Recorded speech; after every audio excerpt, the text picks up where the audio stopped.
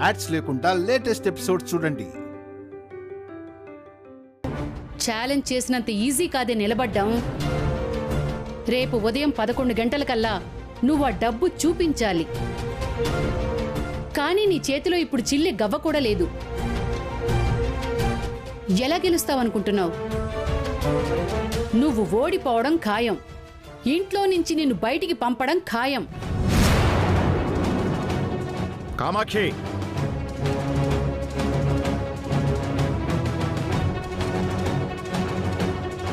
ఏం మాట్లాడుతున్నావు? కొత్తగా అడుగుతున్నారేంటండి? ఇది చేసిన ఛాలెంజ్ గడువు రేపటితో ముగుస్తుందని గుర్తు చేస్తున్నా.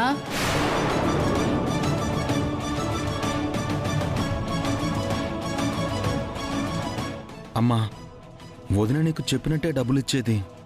ఇవ్వమనే కదరా నేను చెప్తుంది.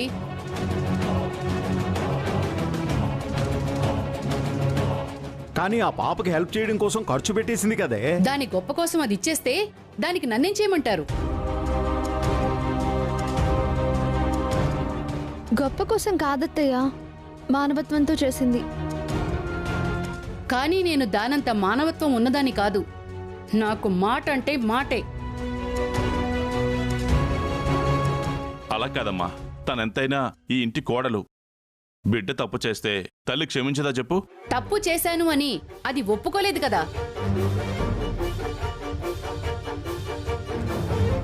నా మీదే ఛాలెంజ్ చేసింది. అందుకే కదా నేనెంత పట్టుబడుతుంది.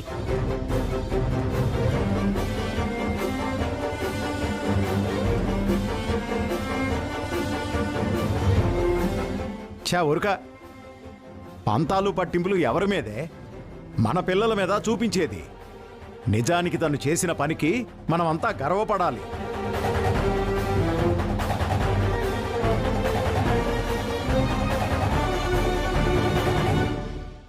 రేపనే రోజు మనకింత ముద్ద పెట్టేది ఈ కోడలేనే.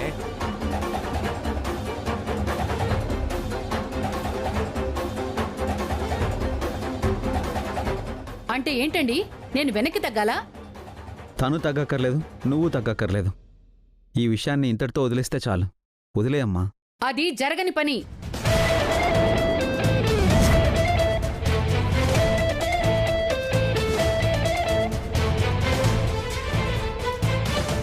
అంటే ఏంటే? అది రేపటికల్లా డబ్బులు ఇవ్వకపోతే నిజంగానే గెంటేస్తావా? ఒప్పందం అదే కదా. ఒకటా రెండా? 25,000 రేపటికల్లా గుండమ్మ ఎక్కడి నుంచి తెస్తుంది అత్తయ్య? అది ఆలోచించుకోవాలి. ఈ విషయంలో ఎవరు అడ్డొచ్చినా ఇది ఇక్కడే ఉంటుంది. నేను ఇంట్లోంచి వెళ్ళిపోతాను.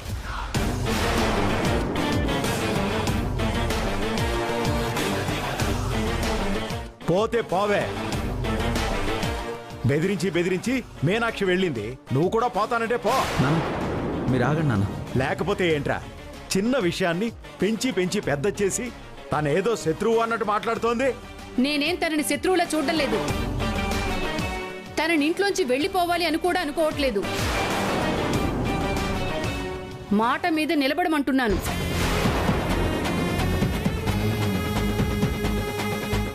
తను ఎలా నిలబడుతుంది? ఒక్క రోజులో 25,000 తను ఎలా తీసుకొస్తుంది? అది అయ్యే పనేనా? ఉండమ్మా, నేను మాట చెప్తాను, చేస్తావా? చెప్పండి.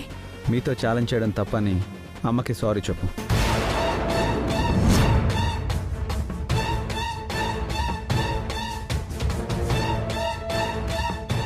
ఇదేంటి, మావయ్య గారు అడ్డుపడతారు అనుకుంటే అత్తయ్య గారు కన్విన్స్ అవ్వలేదు. ఆది ఇలా మాట్లాడుతున్నాడు. సారీ చెప్పి ఈ మ్యాటర్ని కామ్గా క్లోజ్ చేసేస్తాడో ఏంటి? వదిన ఏం తప్పు చేసిందని సారీ చెప్పాలన్నయ్య? సారీ చెప్పాలరా. ఇప్పుడు ఎవరు తప్పు చేశారనేది క్వశ్చన్ కాదు. ఈ సమస్య నుండి మీ వదిన బయటపడాలి అంటే ఇదొక్కటే దారి.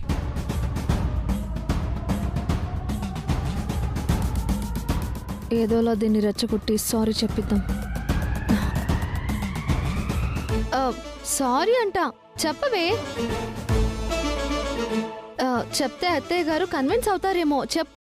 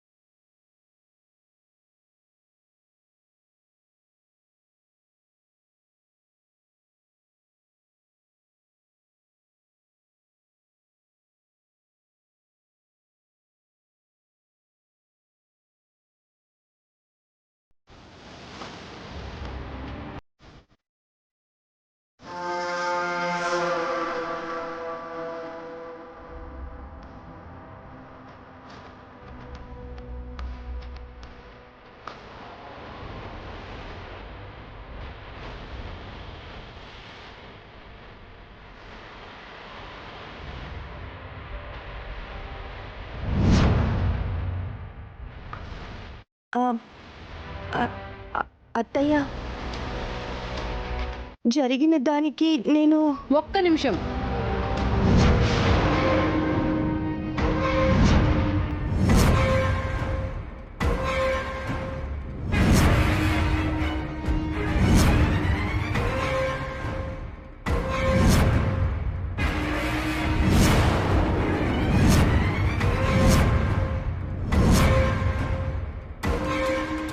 నువ్వు సారీ చెప్తే నేను కన్విన్స్ అవడానికి రెడీనే, కానీ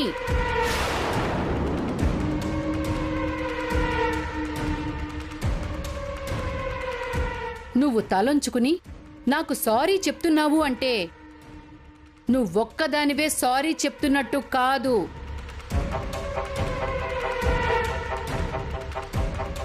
మీ అమ్మ కూడా నాకు తల వంచినట్టే అని చెప్పి సారీ చెప్పు.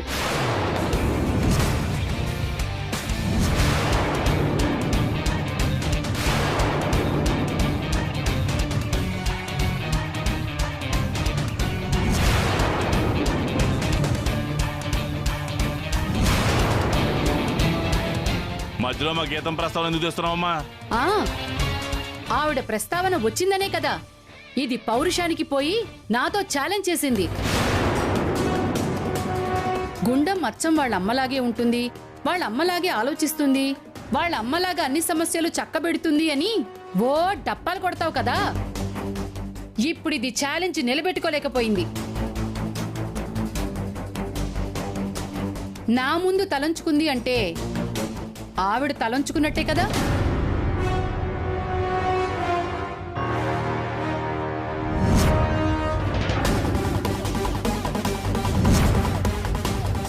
కామాక్షి, ఏం మాట్లాడుతున్నావే? మధ్యలో మీరు మాట్లాడకండి.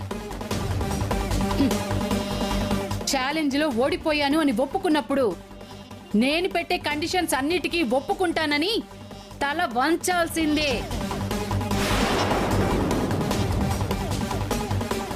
అలా అయితే అది ఓడినట్టు, నేను గెలిచినట్టు. అత్తయ్య తెలిసి మాట్లాడుతుందో ఏదైనా ప్లాన్తో మాట్లాడుతుందో తెలియదు, కానీ దానమ్మ టాపిక్ తీసుకొచ్చి భలే మాట్లాడుతుంది. ఇక అది చచ్చినా మీకు తల వంచను అంటుంది. సో గుండమ్మకి తెలియకుండానే చెక్ పెట్టేశావు. సూపర్, ఇక నా కల నెరవేరినట్టే. చెప్పవే, ఇప్పుడు చెప్పు, నువ్వు చెప్తానన్న సారీ.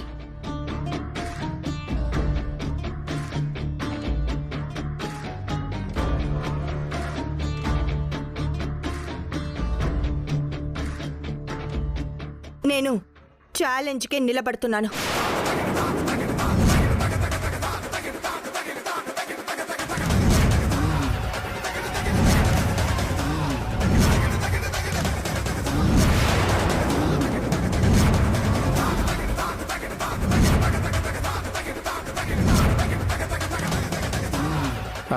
అమ్మా గుండమ్మా, మా అమ్మ ఆత్మాభిమానాన్ని తాకట్టు పెట్టే పరిస్థితికి వస్తే ఈ లోకాన్నే వదిలి వెళ్ళిపోతాను.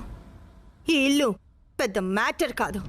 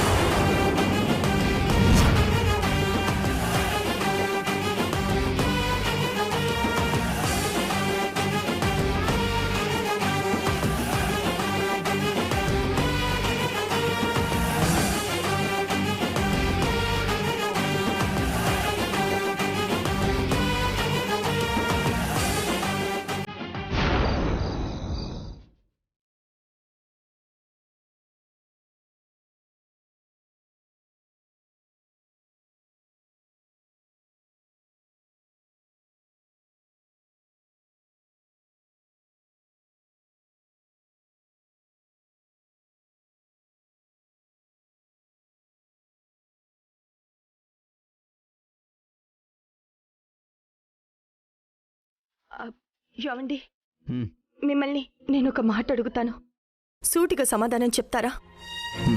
ఏంటి? ఇందాక జరిగిందంతా మీరు చూశారు కదా, నేను తీసుకున్న నిర్ణయం తప్పంటారా? ఈ మాట నువ్వు నిర్ణయం తీసుకోకముందు అడగాలి, ఇప్పుడు అడుగుతావేంటి? అది కాదండి, మీ అమ్మగారు ఎలా మాట్లాడారో మీరే చూశారు కదా. మీరు చెప్పారని నేను సారీ చెప్పడానికి రెడీ అయ్యాను. కానీ ఆవిడ మా అమ్మ తలుంచినట్టు మాట్లాడుతుంటే తట్టుకోలేకపోయాను. అందుకే అలా మాట్లాడాను. నేను చేసింది తప్ప? తప్పు ఇప్పుడు కాదు, ఎప్పుడో జరిగిపోయింది.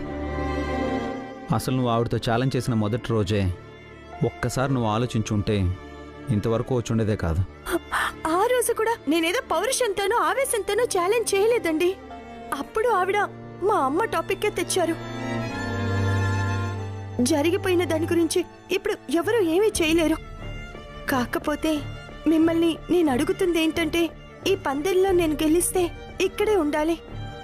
ఒకవేళ ఓడిపోతే మిమ్మల్ని వదిలి ఈ ఇంట్లో నుంచి వెళ్ళిపోవాలి. నేను ఈ పోటీలో గెలవాలనుకుంటున్నారా, నేను ఇక్కడి నుంచి వెళ్ళిపోవాలనుకుంటున్నారా? మీరేం కోరుకుంటున్నారండి? ఎదుటి వాళ్ళకి కష్టం వస్తే అది నీకొచ్చినట్టు భావించి నీ పీకల మీద కత్తుందని తెలిసి కూడా ఆ డబ్బుల్ని నువ్వు ఇచ్చేశావంటే నీదెంత మంచి మనసో నేను అర్థం చేసుకోగలను. అలాంటి మంచి మనిషి వాళ్లతోనే ఉండాలని ఎవరైనా కోరుకుంటారు.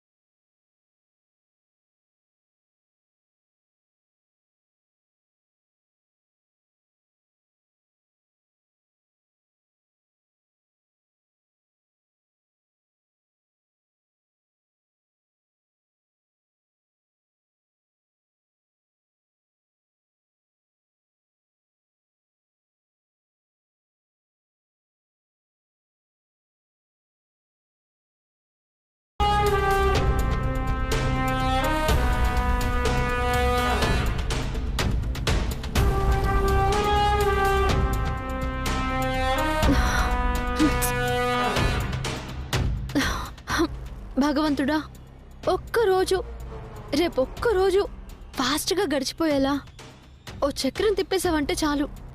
ఆ గుండమ్మ ఓడిపోతుంది, ఈ ఇంట్లోంచి వెళ్ళిపోతుంది. ఈ ఒక్క సాయం చేసి పెట్టు స్వామి, నీకు మొక్కు చెల్లించుకుంటాను స్వామి. భగవంతుడా, ఎప్పుడు పట్టుమని 10 నిమిషాలు దేవుని మందిరం దగ్గర నిలబడి దండం పెట్టవు? అలాంటిది ఇందాకటి నుండి అటు ఇటు తిరుగుతూనే దేవుణ్ణి మొక్కేస్తున్నావు. దేని గురించి? ఆ గుండమ్మ గురించి. అది ఛాలెంజ్లో గెలవాలనా? ఛీ, నోర్మోయ్, ఏం మాట్లాడుతున్నావు? అది గెలవాలని నేను కోరుకుంటానా? దాని నాశనాన్ని కోరుకుంటున్నావా? అదే దేవుణ్ణి వేడుకుంటున్నాను. ఎందుకే అనవసరంగా టెన్షన్ పడతావు? ఉన్న టైం ఒక్కరోజు. ఈ ఒక్క రోజులో ఆ దేవుడు వచ్చినా గుండమ్మకి సాయం చేయలేడు. అది ఛాలెంజ్లో ఓడిపోవడం ఖాయం, ఇంట్లోంచి వెళ్ళిపోవడం ఖాయం, నీ పగ తీరడం ఖాయం. అవును, అదే జరగాలి, జరుగుతుంది కూడా. ఈలోపు ఆ గుండమ్మకి డబ్బులొచ్చి ఎలాంటి అవకాశమైనా దగ్గరుండి మనం చెడగొట్టాలి. ఆ గుండమ్మ అందరినీ వదిలి ఏడ్చుకుంటూ ఈ ఇంటి గడప దాటడం నేను కళ్ళారా చూడాలి, చూస్తాను.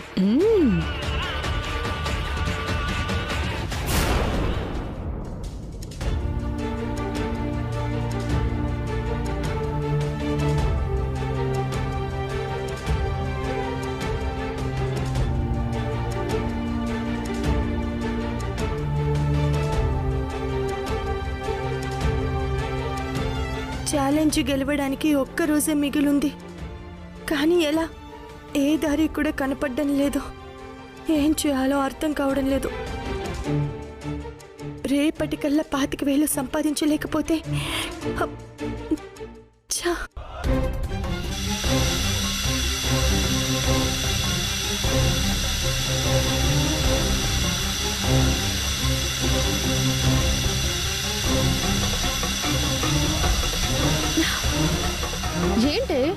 పాలు పొంగిపోతుంటే ఏం ఆలోచిస్తున్నావు? అది వేరే ఆలోచన ఏముంటుందే? కామాక్షితో చేసిన ఛాలెంజ్లో గెలవాలన్నా, ఇది ఈ ఇంట్లోంచి వెళ్లకుండా ఉండాలన్నా మిగిలింది ఒక్కరోజే కదా, దాని గురించే ఆలోచిస్తూ ఉంటుంది. ఓ అవును కదా, నేను ఆ విషయమే మర్చిపోయాను. ఏంటో ఎవరికి రాని కష్టం నీకొచ్చింది. పోనీ ఆ పాతకి వెళ్ళి నేనివ్వనా? దిగొచ్చింది దానకర్నూరాలు. నా దగ్గర నీ దగ్గర డబ్బులు తీసుకునేదే అయితే ఇప్పటి వరకు ఎందుకు? మీ మామ ఇవ్వడా? వాళ్ళ ఆయన ఇవ్వడా? కానీ అలా తీసుకోకూడదంట కదా. ఇలా ప్రతిదానికి కండిషన్స్ పెట్టుకుంటే ఛాలెంజ్లో ఓడిపోవడం ఖాయం, ఇల్లు వదిలి వెళ్ళడం కూడా ఖాయం. ఏమో, దాని రాత అదే అయితే ఎవరేం చేయగలరు? అవును, తలరాతని ఎవరేం మార్చలేం కదా. సరేలేవే, నీకు డబ్బు సాయం చేయలేకపోయినా నువ్వు వెళ్ళడానికి బ్యాగ్ సర్ది నిన్ను దగ్గరుండి సాగనంపే సాయమైనా చేస్తా. నా గురించి అంత మరీ బాధపడకు లోకేశ్వరి, నేనింకా ఓడిపోలేదు. గెలిచే దారి కూడా కనిపించడం లేదు కదా, ఉన్నది ఒక్కరోజు. లైఫ్లో కొన్ని మార్పులు ఒక్క క్షణంలో కూడా జరగచ్చు, కానీ నాకొక్క రోజు అంత టైం ఉంది. నేను గెలుస్తానో ఓడతానో పక్కన పెడితే, నా గురించి ఆలోచించి మీ టైం వేస్ట్ కాకుండా చూసుకోండి.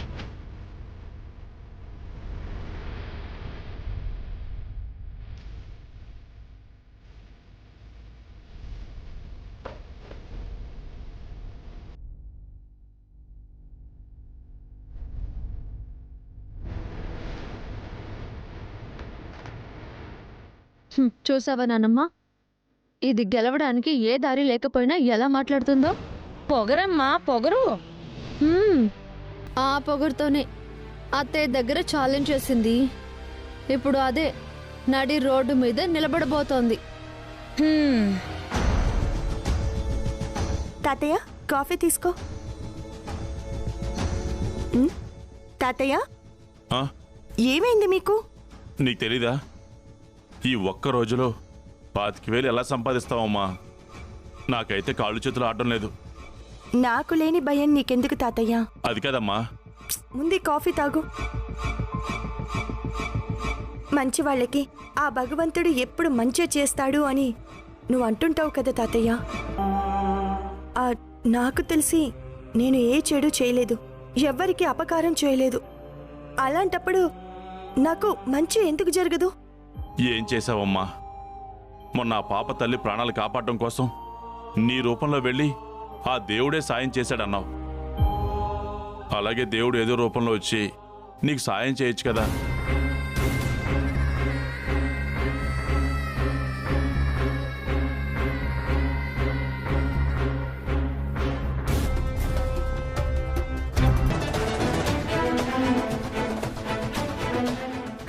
తాతయ్య, ఇదిగో దేవుడు నాకు సహాయం చేశాడు. ఏంటమ్మా? ఇదిగో చూడు, ఈ బృందావనం కాలనీ ఆవిర్భావ దినోత్సవం సందర్భంగా బస్తాల పోటీ అంట. ఈ పోటీలో గెలిస్తే ప్రైజ్ మనీ చూసావా? 25,000 అంట. బస్తాలు మోయడం అంటే మాట్లాడుకుంటున్నావా గుండమ్మా? కష్టాలు మోయడం కంటే కష్టమేమీ కాదు కదా తాతయ్య. ఇది ఆ భగవంతుడు నాకిచ్చిన ఆఖరి అవకాశం. ఇందులో పాల్గొని పోటీలో గెలుస్తాను, ఇంట్లో కూడా గెలుస్తాను.